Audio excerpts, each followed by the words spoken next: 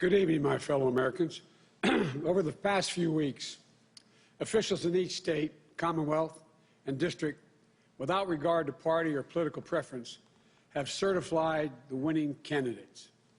Today, a member of the Electoral College, representing the certified winner, cast their votes for President and Vice President of the United States in an act just as old as our nation itself.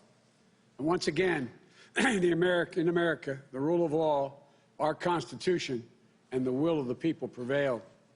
Our democracy pushed, tested, threatened, proved to be resilient, true, and strong. The Electoral College votes, which occurred today, reflect the fact that even in the face of a public health crisis unlike anything we've experienced in our lifetimes, the people voted. They voted in record numbers. More Americans voted this year than have ever voted in the history of the United States of America. Over 155 million Americans were determined to have their voices heard and their votes counted. And the start of this pandemic, this crisis, many were wondering how many Americans would actually vote at all. But those fears proved to be unfounded. We saw something very few predicted, even thought possible. The biggest voter turnout in the history of the United States of America. A number so big that this election now ranks as the clearest demonstration of the true will of the American people. One of the most amazing demonstrations of civic duty we've ever seen in our country. It should be celebrated, not attacked. More than 81 million of those votes were cast for me and Vice President-elect Harris. That, too, is a record. More than any ticket has received in the history of America. It represents a winning margin of more than 7 million votes over the number of votes cast for my opponent. Together, Vice President-elect Harris and I earned 306 electoral votes, well exceeding the 270 electoral votes needed to secure victory. 306 electoral votes is the same number of electoral votes that Donald Trump and Vice President Pence received when they won in 2016. Excuse me. At the time, President Trump called the Electoral College tally a landslide. By his own standards, these numbers represented a clear victory then, and I respectfully suggest they do so now. If anyone didn't know before, they know now. What beats deep in the hearts of the American people is this: democracy. The right to be heard, to have your vote counted, to choose leaders of this nation, to govern ourselves. In America, politicians don't take power. People grant power to them.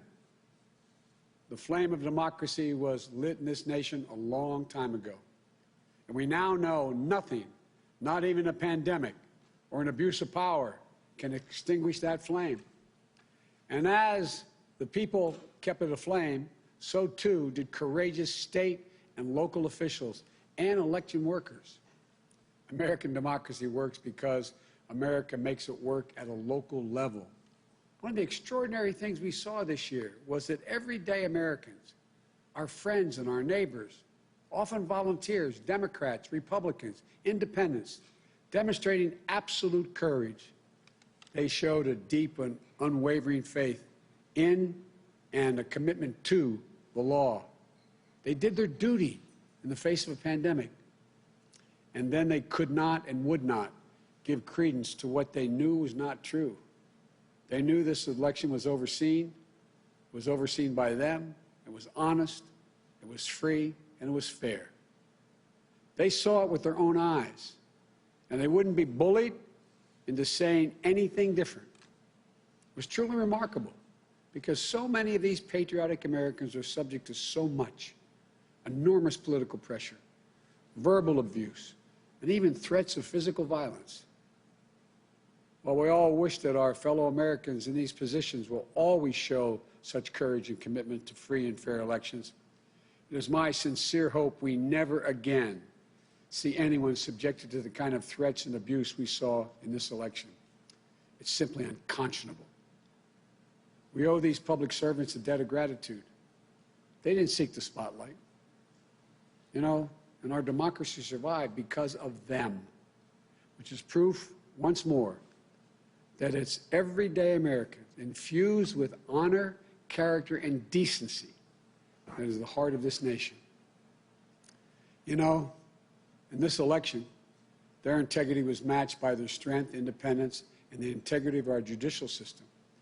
In America, when questions are raised about the legitimacy of any election, those questions are resolved through the legal processes. And that's precisely what happened here. The Trump campaign brought dozens and dozens and dozens of legal challenges to test the result. They were heard again and again. And each of the times they were heard, they were found to be without merit.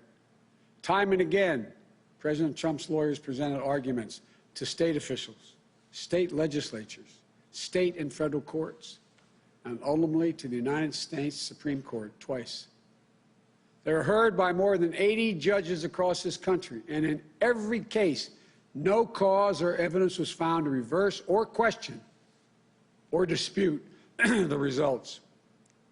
A few states went for recounts. All the counts were confirmed. The results in Georgia were counted 3 times. Didn't change the outcome. The recount conducted in Wisconsin actually saw our margin grow. The margin we had in Michigan was 14 times the margin President Trump won that state by 4 years ago. Our margin in Pennsylvania was nearly twice the size of the Trump margin 4 years ago. And yet, none of this has stopped baseless claims about the legitimacy of the results. Even more stunning, 17 Republican attorneys general and 126 Republican members of the Congress actually signed on to a lawsuit filed by the state of Texas. That lawsuit asked the United States Supreme Court to reject the certified vote counts in Georgia, Michigan, Pennsylvania, and Wisconsin. This legal maneuver was an effort by elected officials and one group of states to try to get the Supreme Court to wipe out the votes of more than 20 million Americans in other states, and to hand the presidency to a candidate who lost the Electoral College, lost the popular vote, and lost each and every one of the states whose votes they were trying to reverse. It's a position so extreme, we've never seen it before. A position that refused to respect the will of the people, refused to respect the rule of law, and refused to honor our Constitution. Thankfully, a unanimous Supreme Court immediately and completely rejected this effort. The court sent a clear signal to President Trump that there would be no part of an unprecedented assault on our democracy. Every single avenue was made available to President Trump to contest the results. He took full advantage of each and every one of those avenues. President Trump was denied no course of action he wanted to take. He took his case to Republican governors and Republican Secretary of State, as he criticized many of them, to Republican state legislatures, to Republican-appointed judges at every level. And in the case decided after the Supreme Court's latest rejection, a judge appointed by President Trump wrote, quote, "This court has allowed the plaintiff the chance to make his case, and he has lost on the merits," end of quote. Lost on the merits. Even President Trump's own cybersecurity chief, overseeing our elections, said it was the most secure election in American history, and summarily was let go. Let me say it again. His own cybersecurity chief, overseeing this election, said it was the most secure in American history. You know, respecting the will of the people is at the heart of our democracy, even when we find those results hard to accept. But that's the obligation of those who've taken on a sworn duty to uphold the Constitution. 4 years ago, when I was a sitting vice president of the United States, it was my responsibility to announce the tally of the Electoral College votes in the joint session of Congress that voted to elect Donald Trump. I did my job. And I'm pleased, but not surprised, by the number of my former Republican colleagues in the Senate who have acknowledged already the results of the Electoral College. I thank them. And I'm convinced we can work together for the good of the nation on many subjects. That's the duty owed to the people, to our Constitution, to our history. You know, in this battle for the soul of America, democracy prevailed. We, the people, voted. Faith in our institutions held. The integrity of our elections remains intact. And now it's time to turn the page, as we've done throughout our history, to unite, to heal.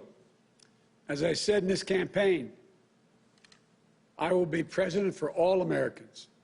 I'll work just as hard for those of you who didn't vote for me as I will for those who did. There's urgent work in front of us. Getting this pandemic under control and getting the nation vaccinated against this virus. Delivering immediate economic help so badly needed by so many Americans who are hurting today. And then building our economy back better than it ever was.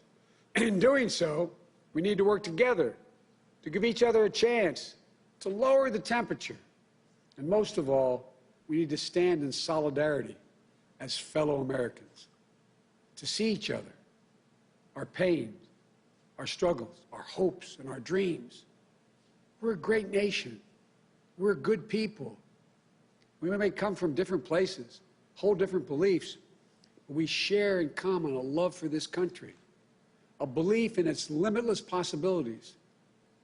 For we, the United States of America, has always set the example for the world for a peaceful transition of power. We'll do so again. I know the task before us won't be easy. It's tempered by the pain so many of us are feeling. Today, our nation passed a grim milestone, 300,000 deaths due to this COVID virus.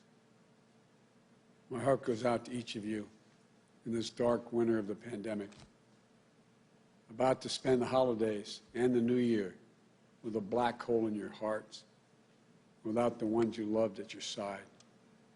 My heart goes out to all of you who have fallen in hard times through no fault of your own, unable to sleep at night, staring at the ceiling, and weighed down by the worry of what tomorrow will bring for you, and equally important for your family. But we've faced difficult times before in our history. I know we'll get through this one, but together. That's how we get through it, together. So as we start the hard work to be done, may this moment give us the strength to rebuild this house of ours upon a rock that can never be washed away.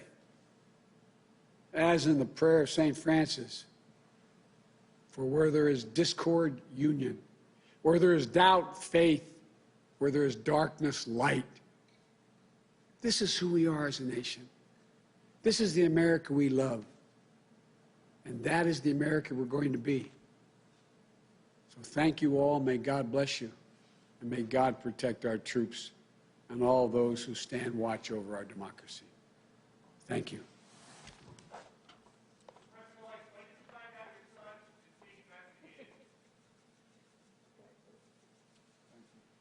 Thanks for the congratulations. Appreciate it. Thank you.